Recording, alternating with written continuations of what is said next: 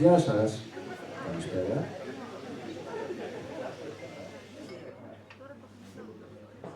Λοιπόν, σας ευχαριστώ που είσαστε πάλι εδώ.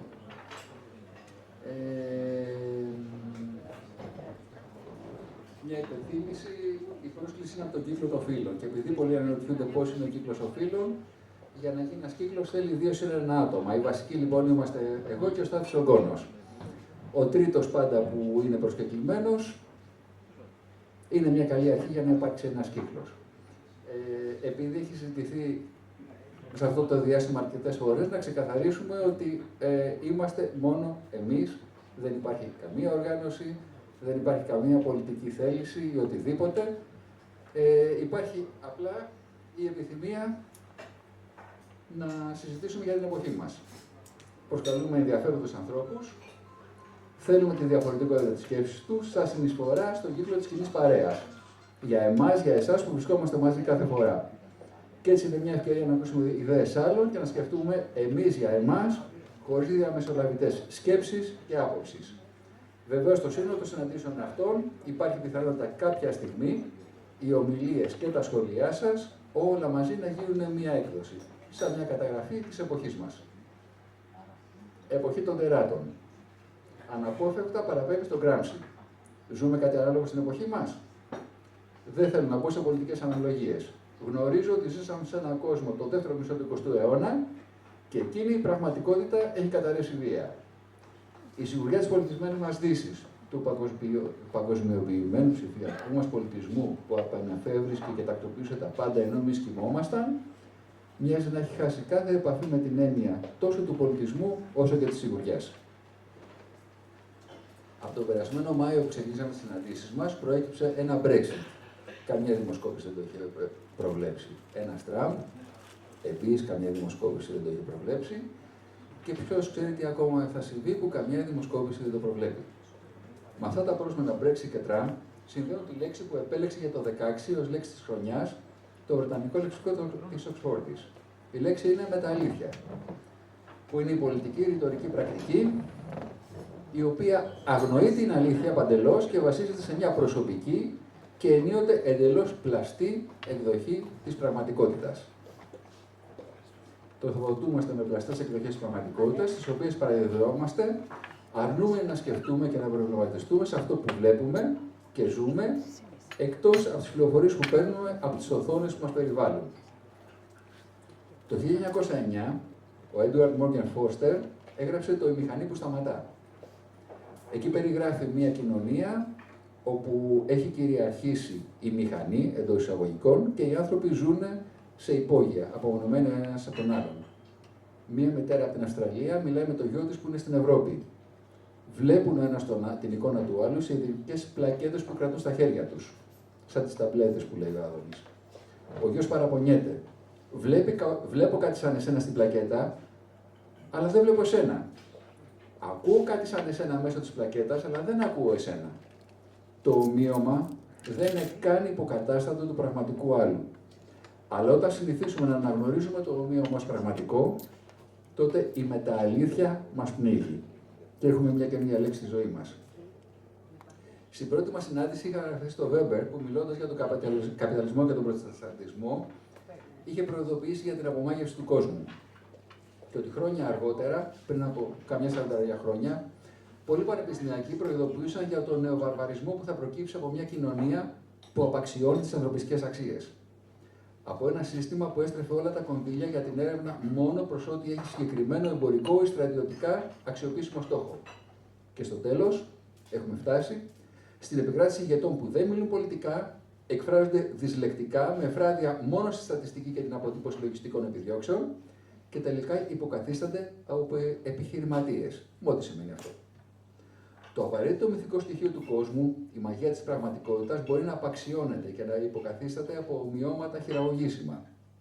Όμως ο άνθρωπος, ο νέος άνθρωπος, το κάθε παιδί που θα μεγαλώσει ή το βρέφος που δεν έχει ακόμα γεννηθεί, θα πρέπει να επανεφεύρει δρόμους επικοινωνίας με το αρχέτυπο, το δημιουργικό μύθο. Δηλαδή το μύθο μέσα στον οποίο ο άνθρωπος σκέφτεται ελεύθερα, άρα μπορεί να ονειρευτεί, να φανταστεί και εν τέλει να επινοήσει, χωρίς περιοριστικά πλαίσια, το μύθο που θα τον απογειώσει πάνω από τον κόσμο των ομοιωμάτων και της υποκατάστασης. Και έτσι ερχόμαστε στο απόψινό μας θέμα που είναι μύθος και μυθουργία σε μια εποχή αγωνίας. Και έχουμε τη χαρά να είναι μαζί μας ο κ. Κωνσταντίνος Ζάρας, αναπληρωτής καθηγητής Θεολογικής Σχολής στο Εθνικό και Καποδιστριακό Πανεπιστήμιο Αθηνών. Ο κ. Ζάρας σπούδασε θεολογία στο ΑΠΕΘΙΤΑ. Οι μεταπτυχιακές σπουδές του ήταν στη θρησκειολογία και η διδακτορική του διατριβή ήταν πάνω στον αρχαίο μυστικό Ιουδαϊσμό. Ο χώρος ειδίκευσής του είναι η ιστορική περίοδος του Δεύτερου Ναού, ο μυστικός Ιουδαϊσμός και η μυστική θεολογία των Μανδαίων. Έχει γράψει πλήθος άρθρων σε περιοδικά ειδικά και μη και βιβλία. Και μεταξύ άλλων των βιβλίων του είναι το Δένδο των Ψυχών, το Ταλμούδ και η μυστική θεολογία των Μανδαίων. Και κάπου εδώ ολοκληρώνω και αγαπητέ κύριε Ζάρα, έχετε το λόγο. Ευχαριστώ. Σας ευχαριστώ και εγώ. Καλώς ήρθατε.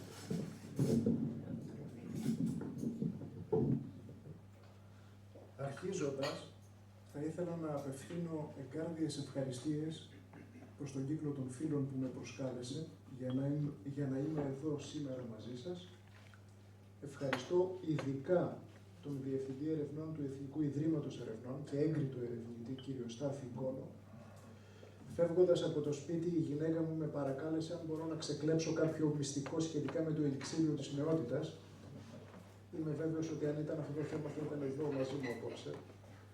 Και τον αγαπητό, καλό συνομιλητή κύριο Ιορδάνη Πουλκούρα, σύμβουλο έκδοσης του περιοδικού Άβατο και ικανό συγγραφέα, αλλά και όλους εσάς που αφήσατε τη θαλπορή του σπιτιού σας για να είστε απόψε εδώ.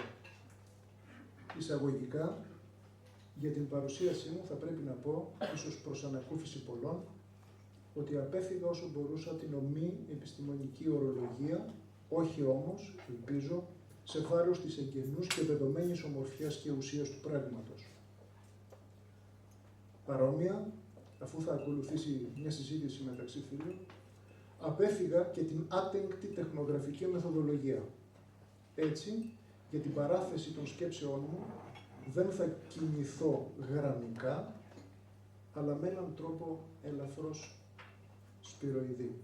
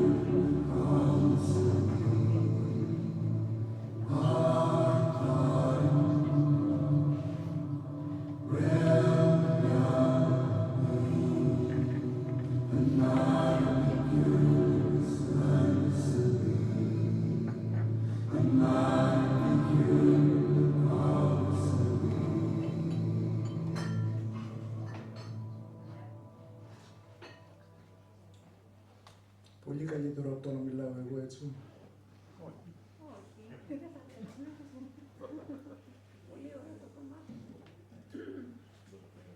Είναι και το Ιρλανδικά.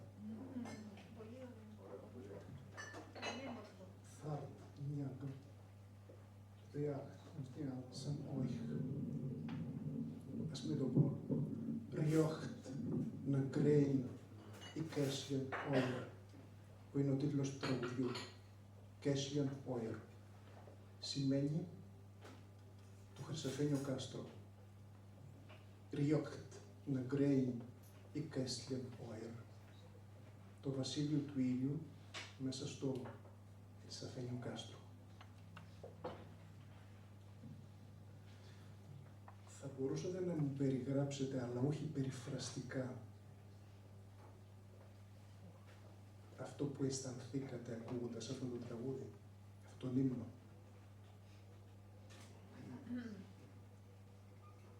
Όχι περιφραστικά. Δεν μπορείτε. Είναι το ίδιο σαν να προσπαθείτε να περιγράψετε το άρωμα του ρόδου. Μπορείτε μόνο να το μυρίσετε.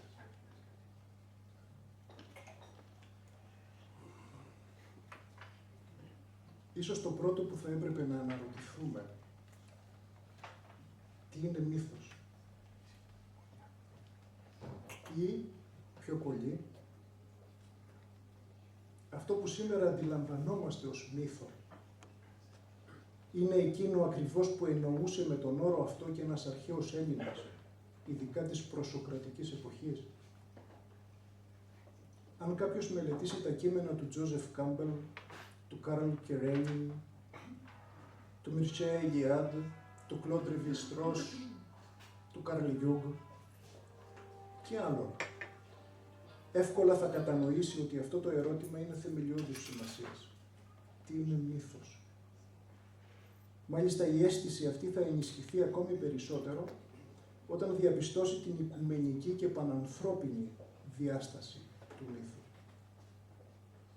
Δυστυχώς, ο όρος μύθος στη σημερινή λαλιά έχει υποστεί σημαντική φθορά ως προς τη χρήση και το νόημά του, με τον σύγχρονο Έλληνα, και όχι μόνο, να τον συγχαίει πολλές φορές με το παραμύθι και το θρύλο. Όμως το θέμα είναι τόσο σημαντικό, ώστε κατά τον Γιούγκ, για να κατανοήσουμε το παρόν της ανθρωπότητας, θα πρέπει πρώτα να εξετάσουμε και να καταλάβουμε το παρελθόν της. Αυτό σημαίνει πως η ορθή κατανόηση των μύθων και των συμβόλων έχει ουσιώδη σπουδαιότητα, όχι για την επιστήμη μας, αλλά για την ίδια μας την ψυχή.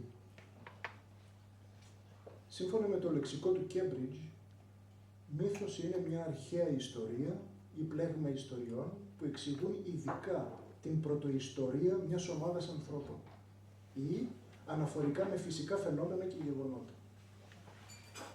Παρόμοια και το λεξικό της Οξφόρδης. Μύθος είναι μια παραδοσιακή ιστορία, ειδικά εκείνη σχετικά με την πρώιμη ιστορία ενός λαού ή που εξηγεί ένα φυσικό ή κοινωνικό φαινόμενο και χρησιμοποιεί με τυπικό τρόπο υπερφυσικά όντα ή γεγονότα. Αλλά τότε, για να καταλάβουμε πράγματι τον όρο και επειδή αρχή επιστήμης ονομάτων επίσκεψης, θα πρέπει να πούμε δύο λόγια για την ετυμολογία και το νόημα του όρου. Μύθος σημαίνει λόγος, ομιλία, συμβουλία, απόφαση, διήγημα. Ενώ μυθέομαι πάλι σημαίνει λέγω, ομιλώ, διηγούμε ή και σκέπτομαι και συλλογίζομαι και εξετάζω. Η σύνδεση του όρου με το μίζω, που θα πει ψιθυρίζω, αλλά και με το μείο, είναι για πολλούς προφανής.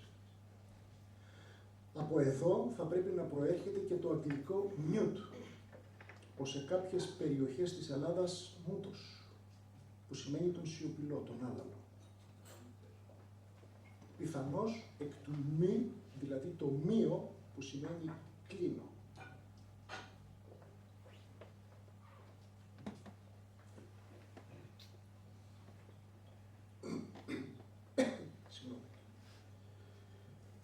Έτσι και ο μύθος, μαζί με την κατάληξη εκ του Θεό, που σημαίνει τρέχω, εννοεί τον κλειστό λόγο, που καταφεύγει στον κλειστό συμβολισμό και μεταδίδεται προφορικά.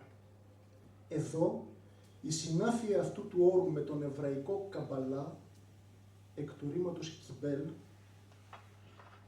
που σημαίνει παραδίδω ψιθυριστά, μια παράδοση, μυστική παράδοση κατά κανόνα, είναι μεγάλη. Αλλά βέβαια τώρα δεν μπορώ να επεκταθώ σε αυτό.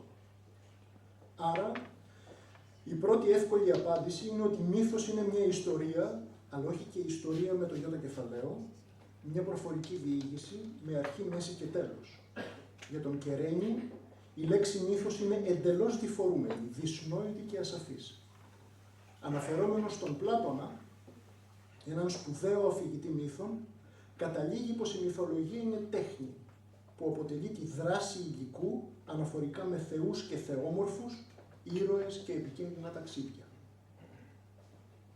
Μύθος είναι και η θραυσματική αφήγηση που συναντάμε στα έπι του Ομήρου ή στη θεογονία του Ησιώδου, όπου θεοί, άνθρωποι και κόσμος υφαίνονται περίτεχνα σε ολοκληρωμένα φράκταλς νοήματος, φωτίζοντας ή εξελίσσοντας την πλοκή της υπόθεσης.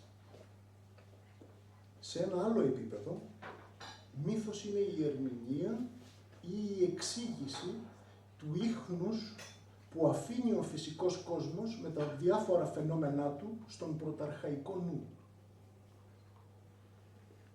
Ή και αντίστροφα, μύθος είναι και η απόπειρα, συνειδητή ή ασύνειδη, δεν έχει σημασία, είναι άλλο θέμα, για την περιγραφή ή την απόδοση ψυχικών παραγόντων με όρους που μοιάζουν φυσικοί ή, όπως εμείς το εννοούμε σήμερα, αληθινοί. Έτσι, για την ψυχολογία του βάθους, ο μύθος αποτελεί μια πρωτότυπη αποκάλυψη της προσυνειδητής ψυχής και μια ακούσια συλλογική δήλωση, η οποία στηρίζεται πάνω σε μια ασύνειδη ψυχική εμπειρία.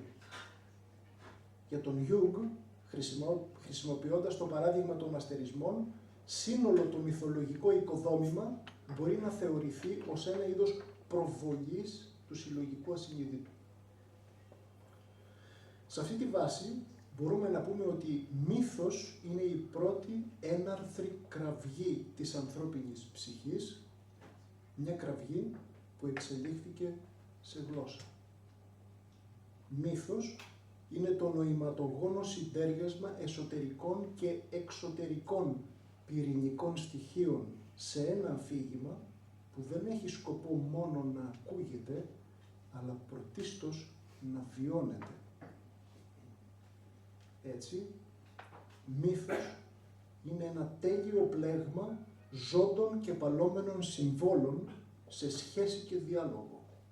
Ένας γαλαξίας ήχων και εικόνων με αρχή, μέση και τέλος, που αναπτύσσεται ως ένα είδος ψυχογραφίας ή χορογραφίας αρχετύπων.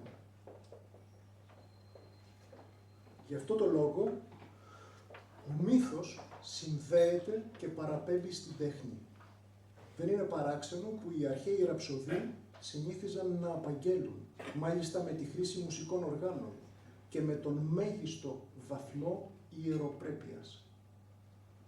Και φυσικά η παράδοσή τους, μια παράδοση περιπλανόμενων και δονούμενων μονάδων εμπειρίας και σοφίας, είναι αυτή που επιβίωσε στους βάρδους και τους τροπαδούρους του Μεσαίωνα. Καταλήγοντας σε αυτή την ενότητα, μύθος είναι ένα ιερό δρόμενο. Ο μύθος είναι τέλεσμα. Ο όρος τάλισμαν προέρχεται από τον όρο τέλεσμα. Μια ιερουργία που κινητοποιεί ψυχικούς παράγοντες, αφού και η ψυχή, όπως η γλώσσα, είναι χώρα με συγκεκριμένη γραμματική και γεωγραφία. Από αυτή τη θέαση, ο μύθος έχει σαφή ψυχαγωγικό χαρακτήρα. Βεβαίως όχι με τη σημερινή έννοια του όρου, αλλά με την αρχαία. Εκείνη για την αγωγή της ψυχής. Δηλαδή, για την εκπαίδευση και τη μοίησή της σε βαθιές αλήθειες και πραγματικότητες που την αφορούν και κυρίως την ολοκληρώνουν και την απελευθερώνουν.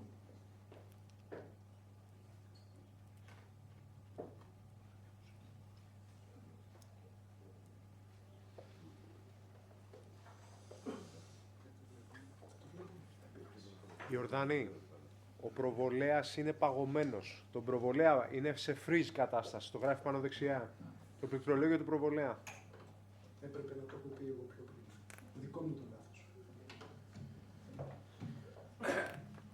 Είναι γι' αυτό το λόγο που η θρησκεία, κάθε θρησκεία, είτε το δέχεται είτε όχι, απλώνει βαθιά τις ρίζες της στα χώματα του μύθου. Όμως αυτή η ενεργή προσέγγιση του μύθου υπονοεί και μια άλλη ιδιότητά του. Να καθιστά τα έως τώρα ασύνειδα περιεχόμενα της ψυχής συνειδητά και να προσφέρει τον μηχανισμό της ασφαλούς ενσωμάτωσής τους στον βίο των ανθρώπων. Τούτο επιτυγχάνει όταν δια των μυστηρίων που δεν ήταν άλλο από υψηλής ευφυΐας μυθοδράμα. Ας σημειωθεί ότι οι απόψεις μελετητών που αντιλαμβάνονται τα μυστήρια ως απλοϊκά σκέτς που τρόπον να ξεγελούσαν τον αρχαίο αφελή, δεν πλησιάζουν ούτε κατά διάνοια στον αληθινό τους χαρακτήρα. Ακόμη και ο αρχαϊκός νους δεν επινοούσε τον μύθο πολύ απλά επειδή δεν διαχώριζε τον εαυτό του από αυτόν.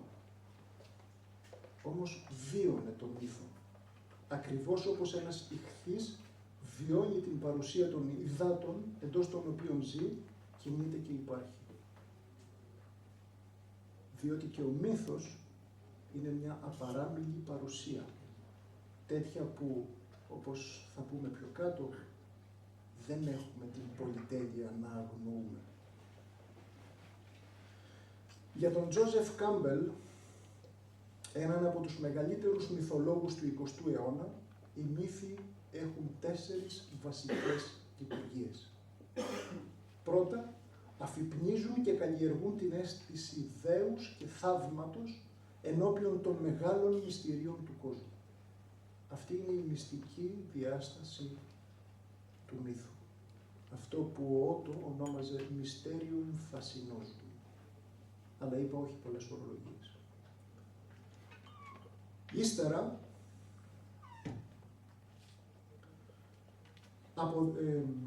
Ύστερα, οι μύθοι αποδίδουν περιγραφικά την απαρχή, τη μορφή και το λόγο ύπαρξης του σύμπαντος. Αυτή είναι η κοσμολογική διάσταση του μύθου. Τρίτον, προτείνουν αποτελεσματικά υποδείγματα διαγωγής, διδάσκοντας και εκπαιδεύοντας τους ανθρώπους. Αυτή είναι η κοινωνιολογική του διάσταση. Τέταρτον, ως ιδανικός περαματάρης, ο Βασουντέβα, για όποιον αγάπησε το Σιντάρτα του Χέρμαν Έσε, βοηθά τον άνθρωπο σε κάθε μεταβατικό στάδιο του βίου του. Από την γέννησή του έως την ένταξη στη φυλή ή την κοινωνία, από την άγνοια στη γνώση, ακόμη και από τη ζωή στην τελευταία. Αυτή είναι η ψυχολογική διάσταση του μύθου. Είναι γι' αυτό το λόγο που πολλοί μύθοι, όπως και τα ίδια τα μυστήρια, χαρακτηρίζονται ως διαβατήριες τελετές. Από την πλευρά κάποιων ψυχολόγων, η πρωταρχική λειτουργία του μύθου είναι η ψυχολογική. Αφού δι' αυτού το ασυνείδητο γνωστοποιεί την παρουσία του στη συνείδηση όσο πιο ξεκάθαρα μπορεί. Μέσα από αυτή τη θέαση, ο μύθος είναι αληθινό εργαλείο ζωής, που συνδέει νοηματογόνα, περιοχές και περιεχόμενα της ανθρώπινης ψυχής, καθιστώντας το άδειλο φανερό και το ασύνειδο συνειδητό.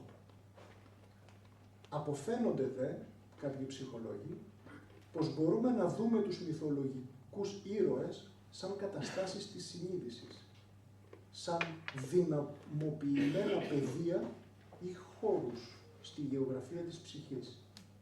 Κατά προέκταση, εκτός από πρωτεϊκές, ο μύθος διαθέτει και προμηθεϊκές ιδιότητες και στοιχεία. Μύθος είναι ο Χριστόφορος Κολόμβος του νου, βεβαίως χωρίς τον αγωνισμό των γηγενών.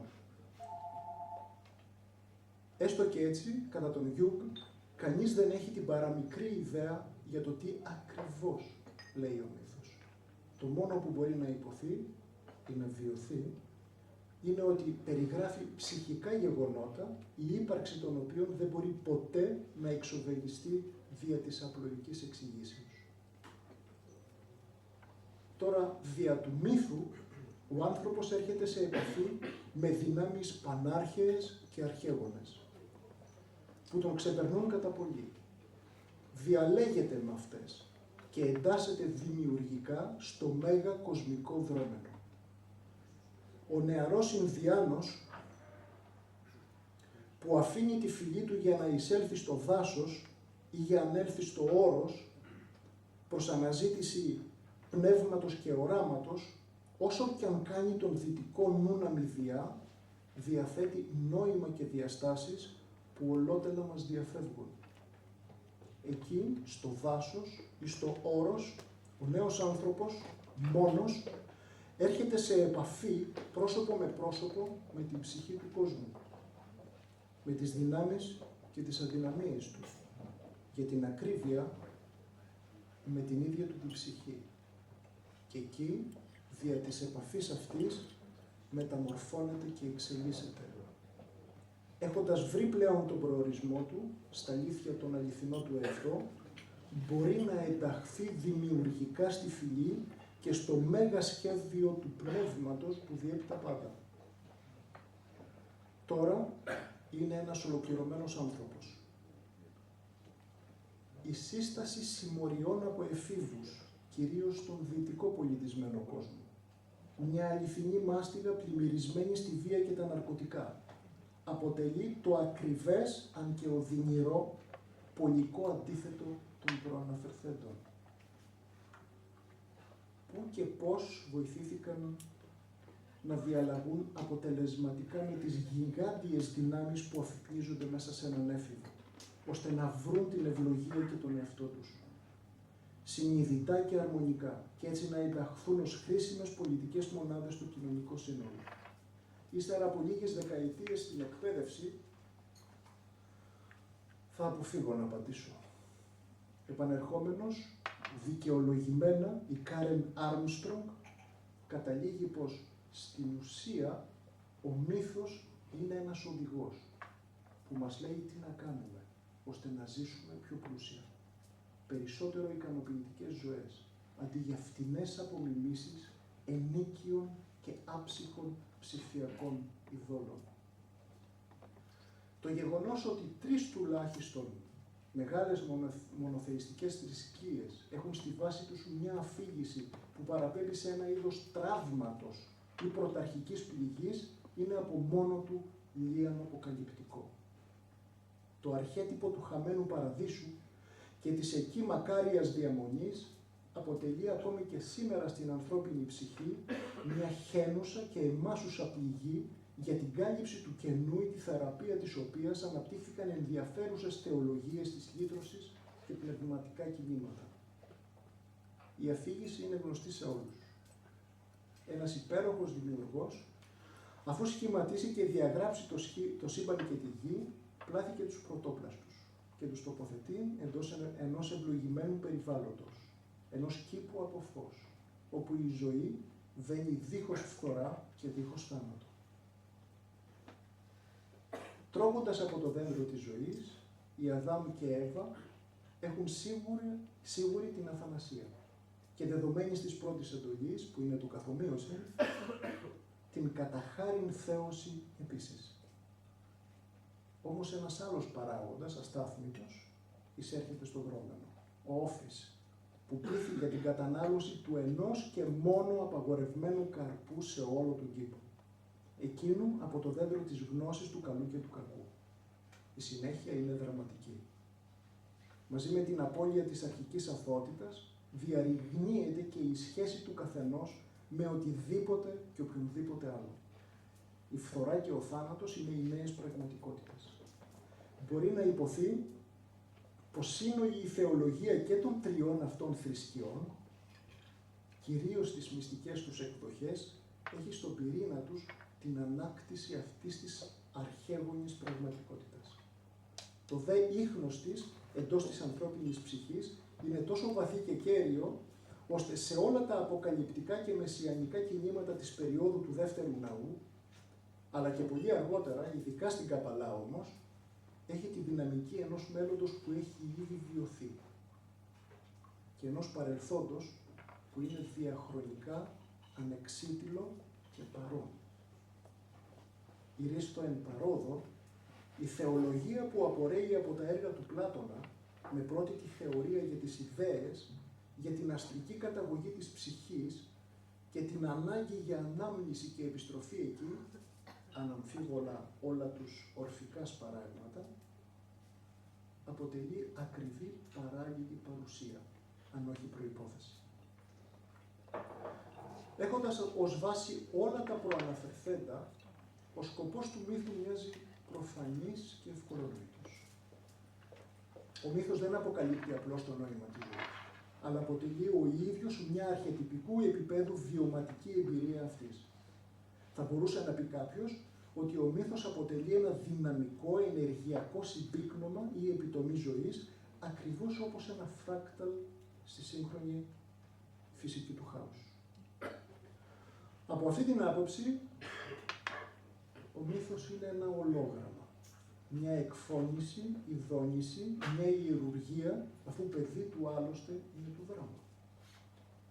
Έχοντας δε ως δεδομένο ότι ο μύθος συνδέει την εσωτερική προσωπική πραγματικότητα με την εξωτερική και συλλογική, μπορούμε να πούμε ότι ο μύθος έχει λυτρωτικό σκοπό και λειτουργία και βλέποντας μακροσκοπικά έχει καθαρά μυητικό χαρακτήρα επίσης.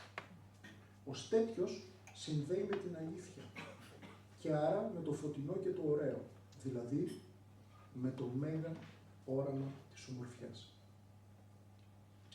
Τόσο ο Παράδεισος στο βιβλίο της Γενέσεως, όσο και η Νέα Ιερουσαλήμ στο βιβλίο της Αποκάλυψης, αλλά και η Καλή Πόλη στην πολιτεία του Πλάτωνα, αποτελούν πληρωματικού τύπου εικόνες μέσα στον άνθρωπο και ταυτόχρονα ψυχογενετικού χαρακτήρα εντολές, πληροφορίες προς εκπλήρωση.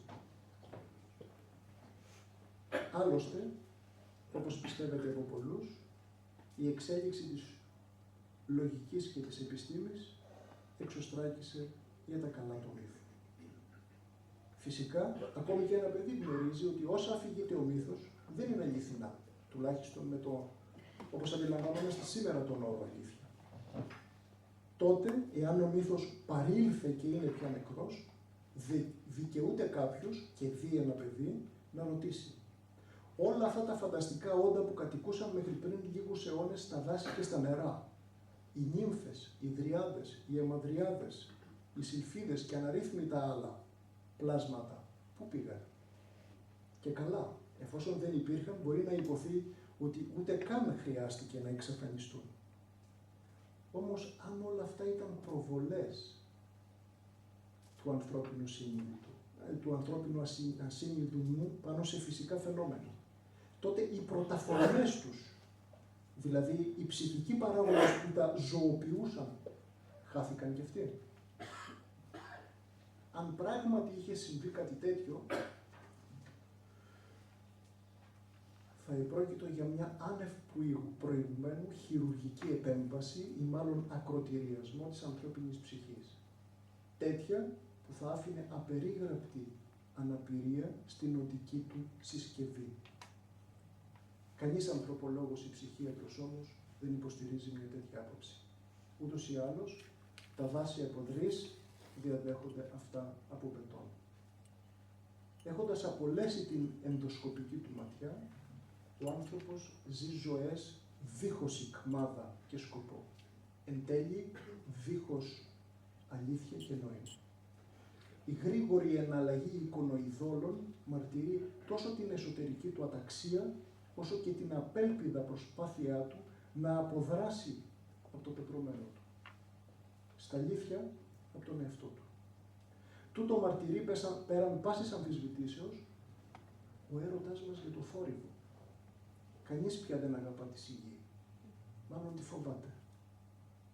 Ο τρόπος της ζωής του, σε πολύβουες πόλεις, στέκει αδιάσυστος μάρτυρας μιας αδιάκοπης προσπάθειας, ώστε να αποφύγει τη συνειδητοποίηση ενός ανίποτου εσωτερικού κενού. απότοκο των εκφυλιστικών στοιχείων ενός επιδερμικού υλικοτεχνικού πολιτισμού. Σε μια παρέα, αν έρθουν στιγμές σιωπής, όλοι νιώθουν αμήχανα και σπέβδουν να καλύψουν το κενό με όποιον πρόχειρο λόγο μπορούν. Ακόμη χειρότερα, ούτε καν συνειδητοποιούν το τραύμα ενός βίου μέσα σε έναν απομυθευμένο και αποψυχοποιημένο κόσμο. Έτσι, είναι άξια απορίας η προσπάθεια για ολοένα και μεγαλύτερη συσσόρευση πληροφοριών, στοιχείων και data. Ο συνολικός τους όγκος σήμερα είναι τόσος όσο ποτέ στην ανθρώπινη ιστορία. Αλλά οι πληροφορίες, όσο πολλές κι αν είναι, δεν συνιστούν γνώση. Και πολύ περισσότερο δεν συνεπάγονται σοφία. Όλα αυτά μοιάζουν να αντικαθιστούν την απολεσθήσα ψυχή του κόσμου, την ίδια την ψυχή του. Και όπως μπορεί να εξομολογηθεί κάθε έντιμος ψυχίατρος, οι περισσότεροι θα κάνουν κυριολεκτικά τα πάντα, ώστε να αποφύγουν να έλθουν σε επαφή μαζί της. Ας στοχαστούμε. Σήμερα οι άνθρωποι ταξιδεύουν και τρέφονται πιο εύκολα και γρήγορα από ποτέ.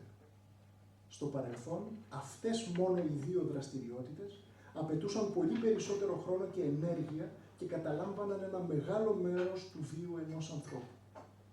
Παρ' όλα αυτά, σχήμα οξύμορο, με όλους τους ηλεκτρονικούς υπολογιστές, τα αεροπλάνα, τα αυτοκίνητα, τους φούρνους μικροκυμάτων και τα ταχυφαγεία, ο άνθρωπος παρουσιάζει μια φρικτή ένδυα ποιοτικού χρόνου που θα αφιερώσει στην εξέλιξη της ψυχοπνευματικής του οντότητας.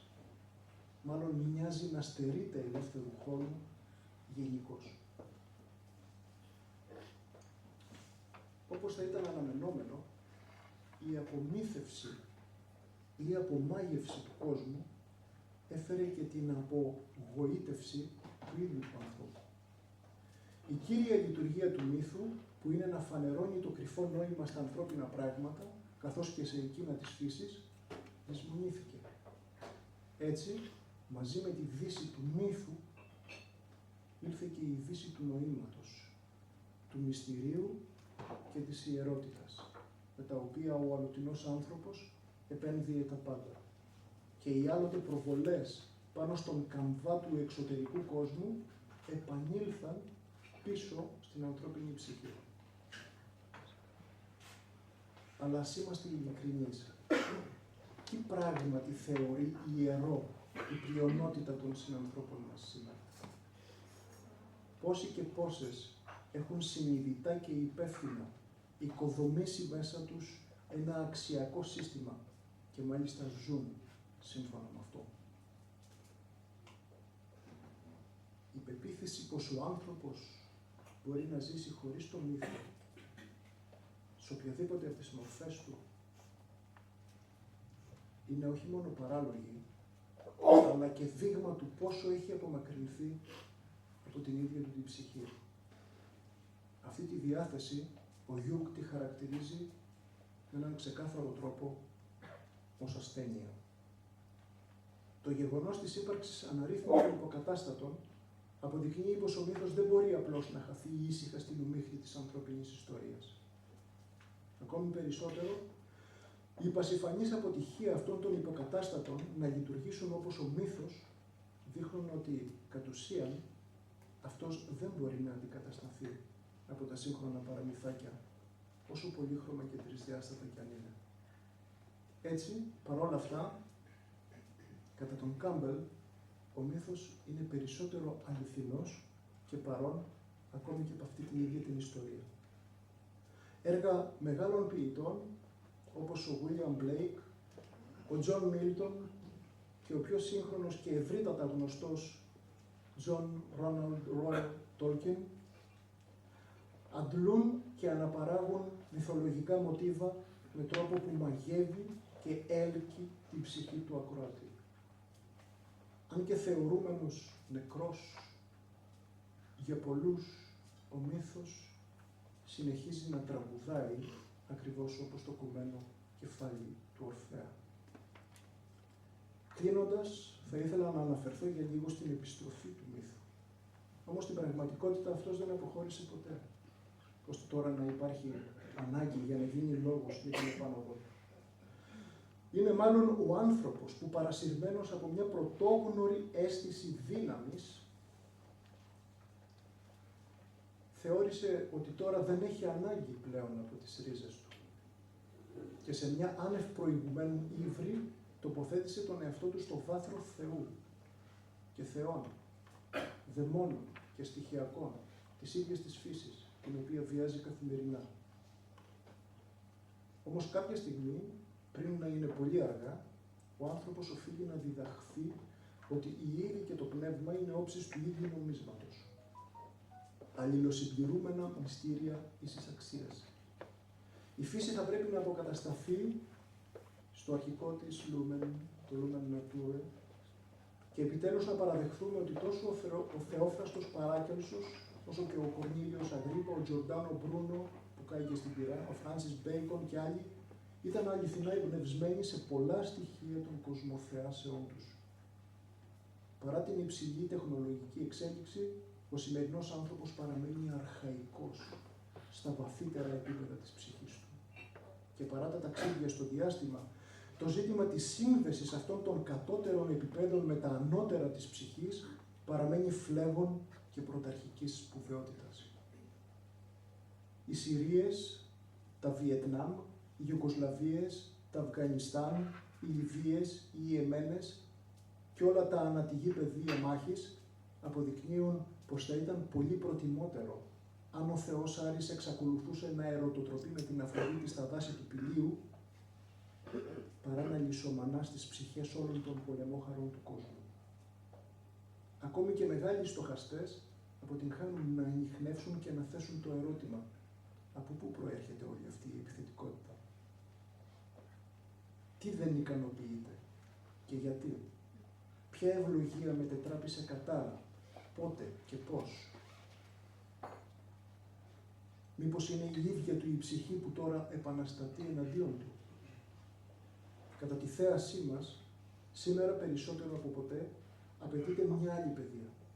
Μια αληθινή εν κύκλο παιδεία, με διαφορετική στόχευση και μέσα, όπου η δημιουργική ενασχόληση και με τον μύθο, η μυθουργία, μπορεί να αποφέρει τεράστια ωφέλη.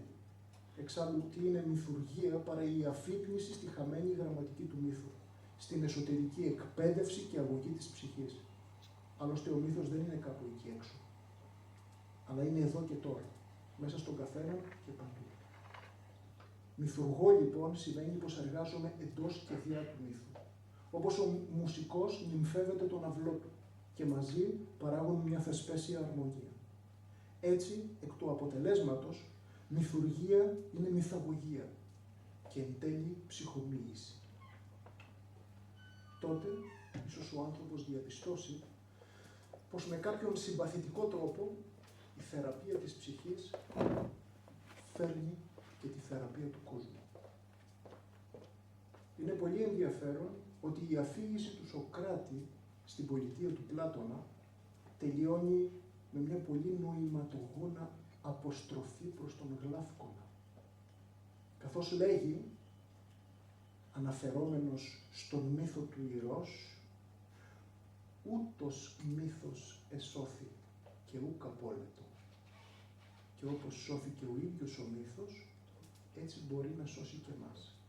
Αν δώσουμε πίστη σε αυτόν, αν διαβούμε τον ποταμό της λύθης και δεν μειάνουμε την ψυχή μας. Αν πιστέψουμε στην αθανασία της ψυχής και επιλέξουμε βίο που να οδηγεί στη δικαιοσύνη και την αρετή, τότε θα είμαστε φίλοι με τον εαυτό μας και με τους θεούς. Η προς τα άνω οδός θα είναι ανοιχτή, λίαντε και ουρανία. Και η ψυχή του ανθρώπου θα είναι ένα με την ψυχή του κόσμου. Είναι τότε που ο μύθος ανάγεται σε τέλεσμα και έτσι σε αίτιο πληρώματος.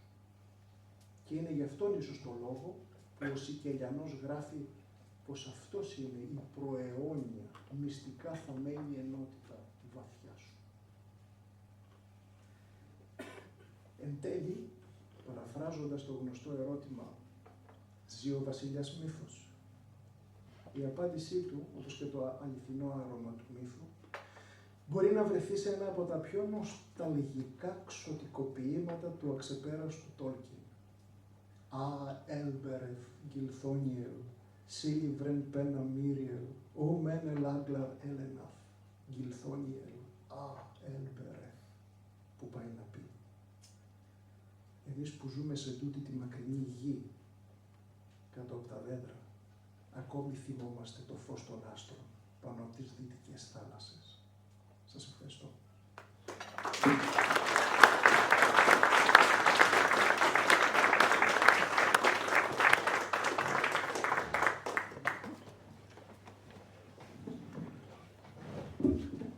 Λοιπόν, ευχαριστούμε πολύ τον Κώστα. Φαντάζομαι έχουμε πάρα πολύ διάθεση και χρόνο για συζήτηση. Δράζω τις ευκαιρίες. Προφανώς ο μύθος ξεκινάει στην εποχή του μη εκδηλωτικού κόσμου. Στην εποχή που το ασυνείδητο δεσπόζει. Και μετά, έτσι να χρησιμοποιήσω ποιητικό λόγο, έρχεται ο χωροχρόνος, έρχεται ο εκδηλωτικός κόσμος και εκεί ο άνθρωπος αλλάζει κατεύθυνση. Και αναρωτιέμαι. Αναφερόμενος στη σπυροειδή δομή της ομιλίας, θα κάνω τέτοιο παράδειγμα και θα πω μήπως τελικά και η ίδια η ανθρωπότητα, το ίδιο το σύμπαν, δεν ακολουθεί μία σπυροειδή δομή μεταξύ ύλης και πνεύματος. Και απλά έχουμε την ατυχία να βιώνουμε το βαρετό λογιστικό κομμάτι, το οποίο ενδεχομένως πρέπει να ολοκληρωθεί και αυτό για κάποιο σκοπό, ούτως ώστε σε αυτό το σπιράλ να μένουμε άλλο επίπεδο. Πολύ καλή ερώτηση, η οποία περιέχει σπέρματα για να κάνουμε συζήτηση για πολλές ώρες. Σίγουρα είναι έτσι και ευχαριστώ τον Στάθη για αυτή την ερώτηση. Ειδικά το σύμβολο της σπήρας υπάρχει παντού. Από το σχήμα γαλαξιών μέχρι τον ναυτίλο. Συνδέεται με το χρυσό αριθμό. Αυτά είναι γνωστά. Αυτό που θα ήθελα να πω είναι ότι αυτά τα σύμβολα και ειδικά η σπυροειδής κίνηση και όχι η γραμμική υπάρχει μέσα στην ίδια τη φύση. Ως σύμβολο στην κίνηση των εποχών, για παράδειγμα, αποτελεί διαρκή υπενθύμηση, έτσι ώστε να συντονιστούμε με αυτές τις ενέργειες, με τις ενέργειες της φύσης. Αλλά βέβαια, ακριβώς επειδή ζούμε σε μια εποχή όπου κυριαρχεί ο νους, ειδικά μετά το σχολαστικισμό, ένα κίνημα που ανδρώθηκε στη Δύση προς το τέλος του Μεσαίωνα με το Θωμά τον Ακινάτη και άλλους, και ειδικά μετά το θετικισμό, μετά την αναγέννηση, όταν η λογική έδιωξε από το θρόνο της τη θρησκεία, άρχισε η ίδια η λογική και βέβαια ο ανθρώπινος νους να έχει την πρωτοκαθεδρία στα ανθρώπινα πράγματα. Αλλά μπορεί να αναρωτηθεί κάποιος, ο νους είναι μια θαυμάσια και κορυφαία ανθρώπινη ποιότητα και ιδιότητα. Αλλά ο άνθρωπος είναι μόνο νους. Λέει ο Καρτέσιος, cogito ergo sum. Σκέφτομαι, άρα υπάρχω. Αναρωτιέμαι τώρα εγώ. Αν δεν σκέφτομαι, δεν υπάρχω. Υπάρχουν άνθρωποι οι οποίοι πιστεύουν ότι σκέφτονται διαρκώς. 24 ώρες το 24ωρο, 7 μέρες την εβδομάδα. Αλλά αυτό δεν γίνεται. Υπάρχουν πολλές στιγμές που ο εγκέφαλος χρειάζεται παύση και σιγή. Τότε δεν υπάρχει ο άνθρωπος. Αυτό τι σημαίνει όμως? Σημαίνει ότι με έναν λάθος τρόπο έχουμε εστιάσει σε μία μόνο περιοχή ανθρώπινων ποιοτήτων. Αυτό έχει οδηγήσει στην τεχνολογική εξέλιξη που εμείς βλέπουμε και γνωρίζουμε πάρα πολύ καλά σήμερα. Δυστυχώς όμως, έχουμε βρεθεί εκτός της ισορροπίας. Διότι η ανάπτυξη, η υπερβολική ανάπτυξη ενός μόνο μέρους της ανθρώπινης οντότητας δημιουργεί από μόνη της ανισορροπία. Και Και αυτό κάπως θα πρέπει να θεραπευτεί. Τα συμπτώματα αυτής της ανισορροπίας τα βλέπουμε παντού γύρω μας. Αναφέρθηκα πιο πριν στο σύμβολο του παραδείσου. Είναι ένα σύμβολο, είναι μια μαντάλα ο παράδεισος. Ξέρουμε τι είναι η μαντάλα. Είναι ένα πληρωματικό σύνολο. Δεν είναι τυχαίο που η μαντάλα στο κέντρο της, ως άξις μούντι, κέντρο του κόσμου, έχει δύο δέντρα. Τα οποία δέντρα, στην ουσία, σύμφωνα με αρχαίες εβραϊκές παραδόσεις, είναι ένα. Το δέντρο της ζωής και το δέντρο της γνώσης του καλού και του κακού. Αυτά είναι δύο όψεις μιας πραγματικότητας, η οποία βρίσκεται στο κέντρο του παραδείσου. Στο κέντρο του παραδείσου, σκεφτείτε. Σκεφτείτε έναν κύκλο, γιατί εφόσον ο παράδεισος είναι σύμβολο τελειότητας, τότε για τον αρχαίο νου, όπως ξέρουμε όλοι, ο κύκλος είναι το ιδανικό σχήμα. Στην πραγματικότητα όμως, και με αληθινούς όρους μιλώντας, δεν υπάρχει κύκλος. Με την ίδια λογική που δεν υπάρχει τετράγωνο. Για τον αρχαϊκό νου, ο οποίος αρέσκεται να σκέπτεται με εικόνες και όχι με λέξεις, εμείς σήμερα σκεπτόμαστε με λέξεις.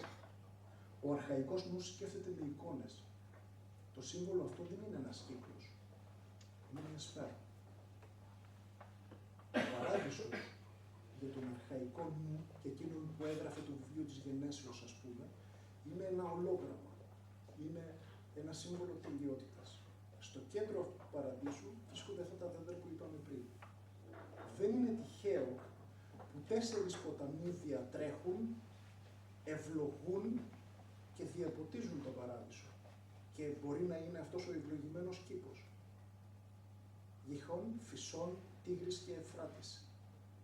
Αν πάτε στη ψυχολογία του βάθους, αν διαβάσετε τον Γιούκα, ας πούμε, και τον ερευνήσετε, θα δείτε ότι η ψυχή έχει τετραμερή δομή και ανατομία. Εδώ βλέπουμε έναν παραλληλισμό του συμβόλου της ψυχής με το σύμβολο του παραδείσου. Όταν ο άνθρωπος χάνει τον παράδεισο σε αυτές τις αφηγήσεις, σε αυτές τις πρωταρχαϊκές αφηγήσεις, γιατί αυτό το σύμβολο είναι πανάρχαιο, δεν υπάρχει μόνο στον Ιουδαιοχριστιανισμό, υπάρχει και σε άλλες θρησκείες, σε άλλους πολιτισμούς και κείμενα πιο πριν, τότε διαρριγνύεται αυτή η ενότητα. Και αυτή η αρμονία στη σφαίρα που είπαμε πιο πριν, πάντα να υπάρχει. Αλλά παρασύρομαι και λέω πολλά.